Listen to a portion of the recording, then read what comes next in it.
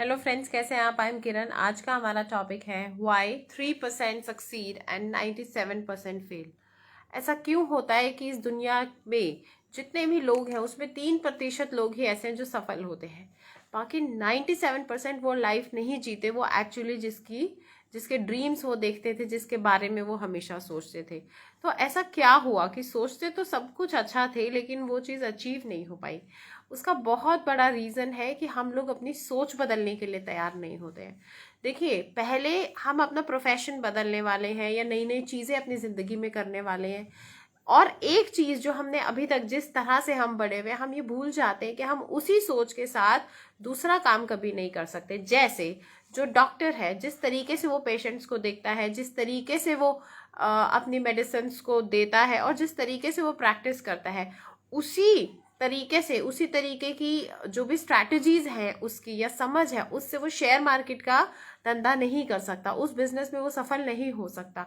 उसको share market में अगर कुछ आगे बढ़ना है, पैसा कमाना है, तो बिल्कुल अलग से नॉलेज लेनी होगी, अलग तरीके से सोचना होगा और वहां पर जो सफल लोग हैं वो क्या कर रहे हैं उनकी तरह करना होगा। इसी तरह जो इंजीनियर है, जिस तरह से वो काम करता है, उसको भी अपनी ही फील्ड की नॉलेज पहले लेनी पड़ेगी। ऐसा नहीं है कि कोई भी उठा और आर्किटेक्ट बन गया या सिविल इंजीनियर बन गया। ऐसा किसी की भी लाइफ में पॉसिबल कभी नहीं हो सकता।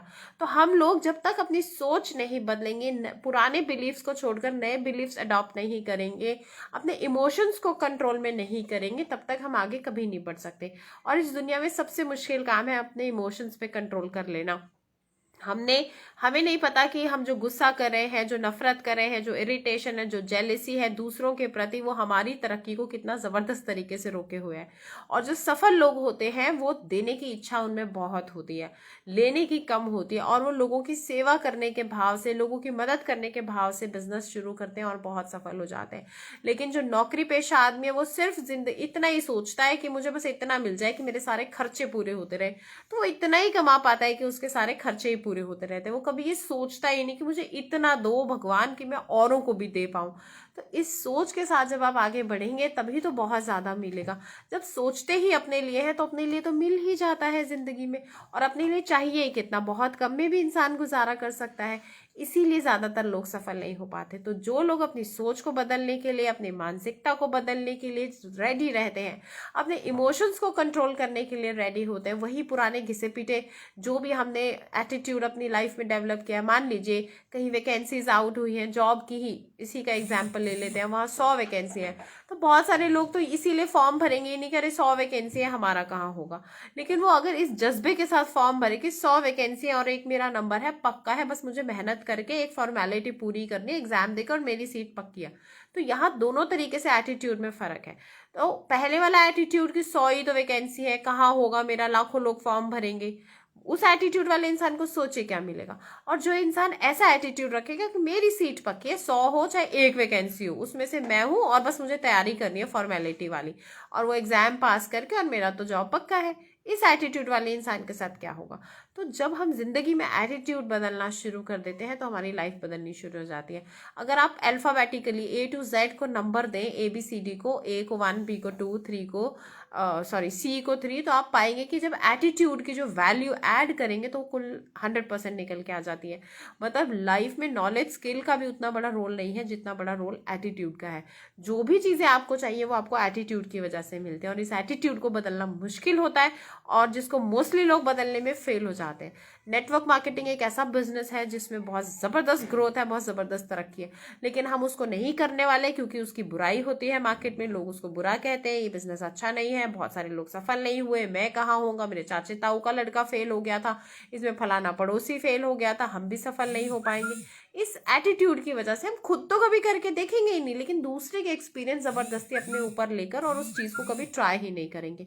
और ऐसा हम एक जगह नहीं बहुत जगह करते हैं, जिसकी वजह से हम अक्सर फेल होते ही हैं। मान लीजिए किसी ने 10वीं पास नहीं करी, तो अब आपका बच्चा भी बोले पापा उससे 10वीं पास नहीं हुई, मुझसे कैसे होगी, तो आप उसके मुंह पर एक थप्पड़ मारेंगे, या मतलब आप उसको समझाएंगे, अरे उससे पास नहीं हुई तो इसका क्या मतलब है कि तुमसे भी नहीं होगी। लेकिन खुद बड़े यही बात बोलते कि उससे ये काम नहीं हुआ तो मुझसे भी नहीं होगा।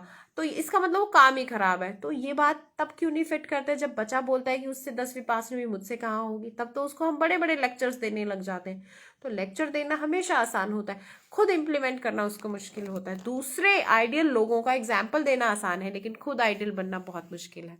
तो अगर आपको भी 3% की कैटेगरी में आना है, सफल होना है, तो अपने एटीट्यूड पर काम कीजिए, अपने बिलीव्स को शैटर होने दीजिए, नए बिलीव्स अपनाइए, बहुत बढ़िया बढ़िया किताबें पढ़िए, अच्छे लोगों की संगति में आ जाइए।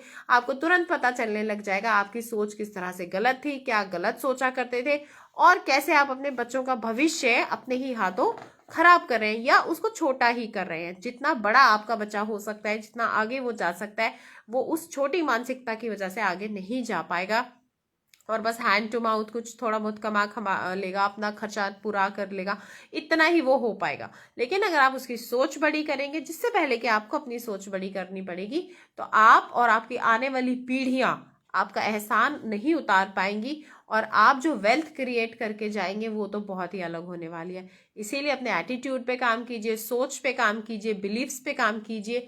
इन सब चीज़ों पे जब आप काम करेंगे तो आपकी पूरी तरीके से जो मानसिकता है वो बदल चुकी होगी, और नई मानसिकता के साथ जब पैसे के बारे में आप सोचेंगे, बिजनेस करेंगे, नौकरी करेंगे, जो भी चीज़ें करेंगे, उसमें आप डेफिनेटली सफल होंगे। Thank you so much. अगर आपको ये वीडियो पसंद आया हो तो please do like, share and comment. Bye bye.